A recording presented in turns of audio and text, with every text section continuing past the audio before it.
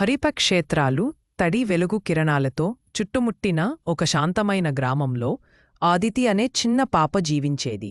ఆమె నవ్వు ఆ గ్రామానికి మధురమైన సంగీతంలా అనిపించేది. కాని ఆదితికి అత్యంత సన్నిహితుడు ఎవరూ ఊహించలేని ఒక ప్రాణి.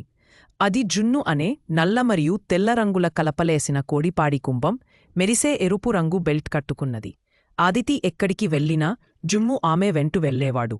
ఒక సాయంత్రం ఆకాశం నలుపు మేఘాలతో నిండిపోయింది. మెరుపులు మెరిపించాయి, గర్జనలు మోగాయి, కుండపోతగా వర్షం కురిసింది. భయపడిన జున్ను చెరసాల నుంచి తప్పించుకుని అరణ్యంలోకి పరారయ్యాడు. ఆ రాత్రి మొత్తం ఆదితి కిటికీ పక్కన కూర్చుని జున్ను పేరు మెల్లగా పిలుచుకుంటూ కంటతడి పెట్టింది. ఆవిడ చిన్న హృదయం బాధతో నిండిపోయింది. సూర్యోదయం సమయంలో ఆదితి ఒంటరిగా బయలుదేరింది. ఆమె చిన్న చిన్న పాదాలు మట్టిలో తడిచిన మార్గంలో నడుస్తూ గొంతెత్తి పిలిచింది, జున్ను, నువ్వు ఎక్కడ ఉన్నావు? ఆ సమయంలో ఆమెకి ఒక మృదువైన మూ శబ్దం వినిపించింది. అచ్చం అక్కడే ఉన్నాడు జున్ను, పొదల్లో ఇరుక్కుని వణుకుతూ. భయపడకుండా ఆదితి వెంట